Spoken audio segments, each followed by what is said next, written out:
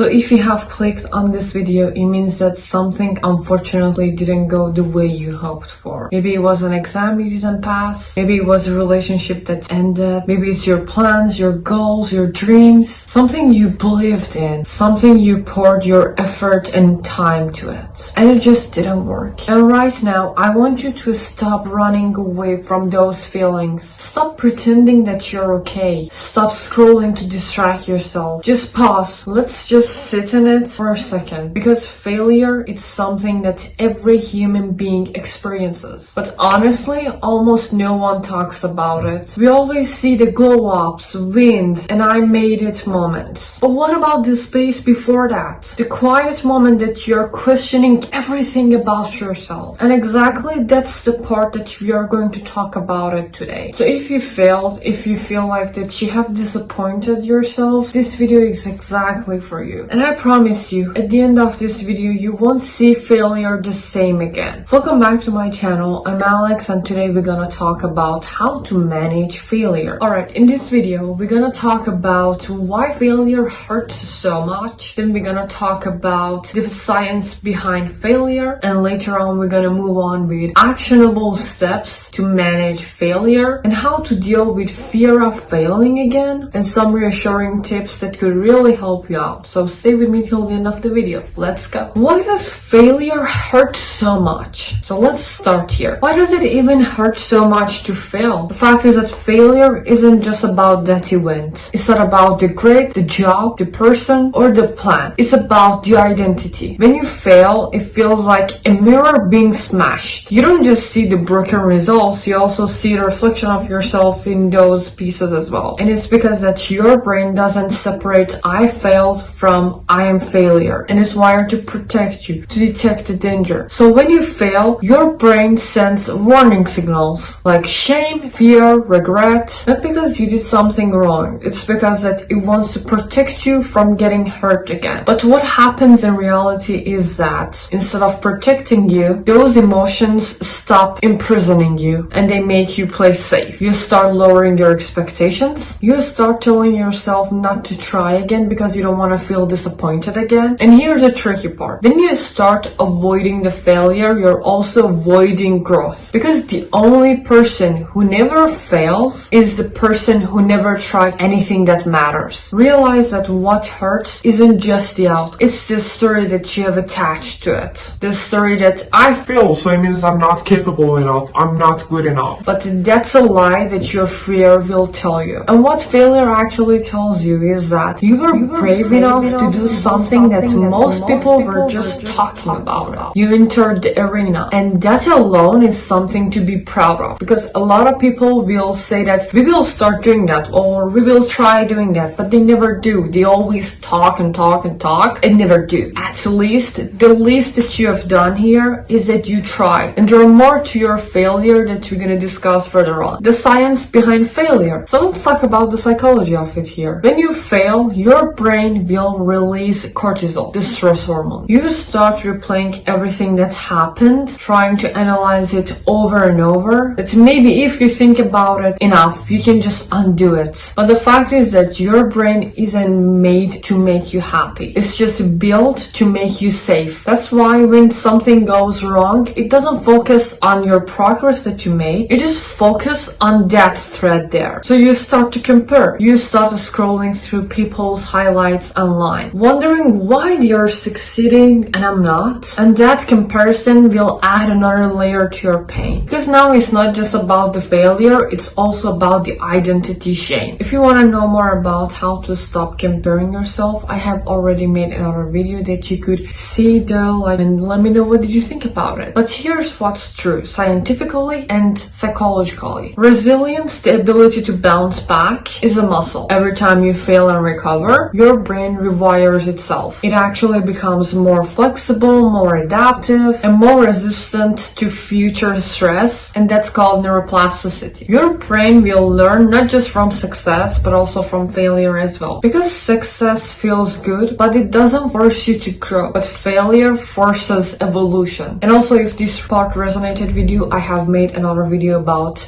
resilience that you could check it out there, how to manage our failure. Now I want to talk to you directly. There there comes a point in your life where you decide that, am I going to let this failure to define me or refine me? Because right now you might be sitting in your room overthinking and feeling like everything's slipping away, but maybe, just maybe, this is the exact moment shaping you to be the exact person that can handle the success you dream about. And let me tell you something that nobody talks about. When life closes doors, it's not rejection, it's a redirection. Sometimes failure isn't a punishment, it's a pause. It's life saying that not this path, no, not this path yet. You need to grow more first. But you can only understand this in hindsight. And that's why right now, as hard as it sounds, you have to trust the process, even when you don't see the results. So what can you do to bounce back? First, stop the self-blame loop. You can't heal in the same environment that broke you. If you keep replaying your failure, you're just reopening your wound. Acceptance doesn't mean that you're okay with what happened. It means that you're ready to move on. Second, extract the lesson. Every failure has a data. What worked, what didn't, what can you do differently next time? And once you've seen the lesson, the pain will lose its power. Third, rebuild confidence with small wins. So don't wait to feel ready again. Start small. Go for a walk, clean out your desk, study for 15 minutes. Tiny actions build momentum, and momentum will build your identity. Fourth, reconnect with your why. You didn't start this journey just to be perfect. You started it because something deep in you wanted more. And remember the version of you that dared to try. That person is still inside of you. You just need to stop punishing them for just being a human. How to deal with fear of failure again? Let's talk about what comes after failure again. Fear. You start to think, what if I start again and fail again? What if I waste my time? What if people judge me? But here's the truth. You already lived through the failure once and you're still here. It means that you're stronger than you think. Fear is just your brains trying to predict the future because it hates uncertainty. But growth only exists in uncertainty. So you don't fight fear, you walk with it. You tell yourself that I might fail again and that's okay because I will handle it. And that's what confidence really is. Confidence isn't believing that you will never fail again, believing that you can recover every damn time. You have already proven that. If you have made it this far the video, make sure that you subscribe and also like the video because I will be posting more. And also here's my Instagram that you could have because I will be posting daily there and we could grow together there as well. Before you go, I want to tell you something and I want you to really listen to this part. Even if you never achieved the exact thing that you failed at, you aren't a failure. You are a process in progress. Some chapters of your life meant to humble you and not destroy you. Some failures are meant to destroy your ego, so your real strength will emerge. You didn't lose everything, you just gained experience. You gained wisdom. You gained a story that you will tell one day about how you made it through when no one thought you could. And if you ever start doubting yourself again, remember this. You aren't starting over, you're starting wiser. You have already done the hardest part, which is showing up again after failing. So get up, pick up your dreams again, do it scared, do it tired, do it with shaky hands if you have to, because the only failure is giving up before the story is done. Your story is still being written. And one day you will look at this moment and realize, that was really a turning point for me. And this is where you build your strength. This is where you stop letting failure define you and start letting it refine you. So forgive yourself, then rise again wiser, calmer, and stronger than before. And remember that you didn't lose yourself, you just found a stronger version of yourself. And maybe that was the whole point. Thank you so much for watching this video. I really appreciate you. See you in the next video and bye bye.